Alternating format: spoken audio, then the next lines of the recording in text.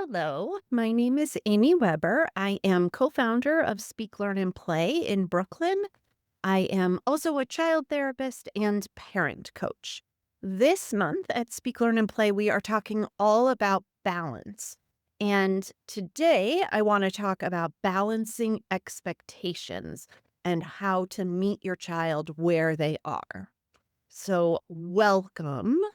There is a tension between where our kids are and where we hope they'll be. And if you have ever had the thought, I know that my kid can do more than this, or other kids their age are already doing this, you are not alone. Here is the core idea I want you to hang on to today. Progress never means perfection. It means growth at the right pace for your child, not someone else's timeline, not a chart, not a comparison, your child.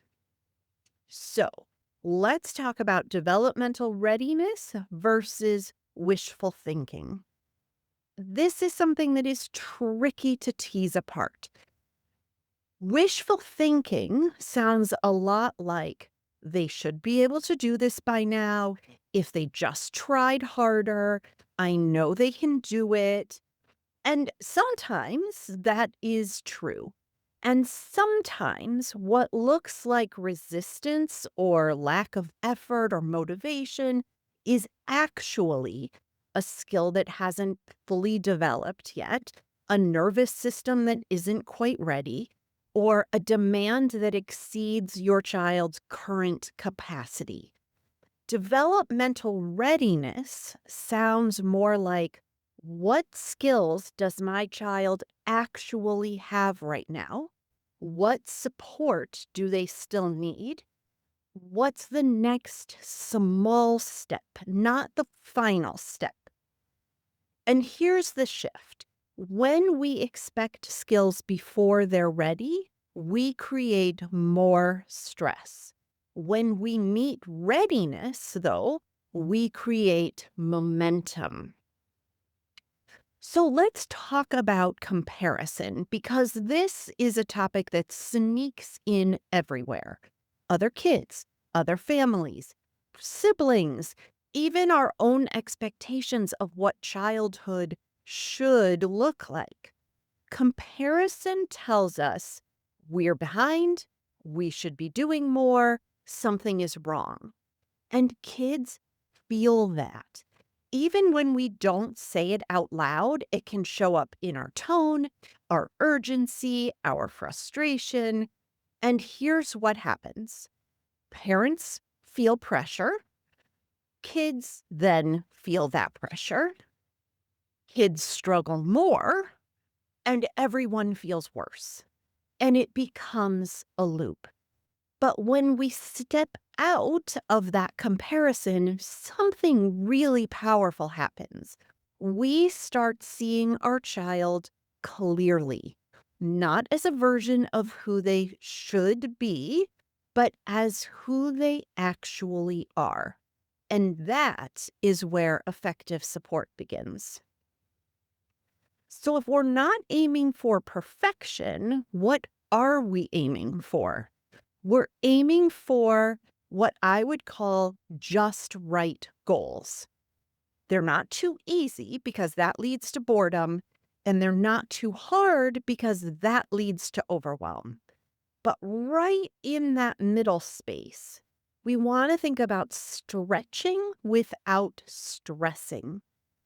A just right goal might look like doing part of a task independently, trying something new with support nearby, increasing tolerance for something difficult by just a small amount, practicing a skill in a low pressure setting.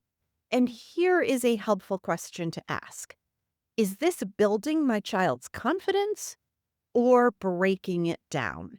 Because when goals are too big, kids often avoid, they shut down, they melt down, not because they won't do it, but because right now they can't.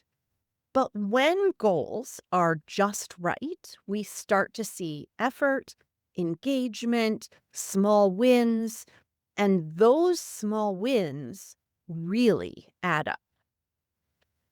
So let's talk about how we respond to progress because it's really easy to focus on outcomes. Did they do it? Did they succeed? Did it look the way we hoped?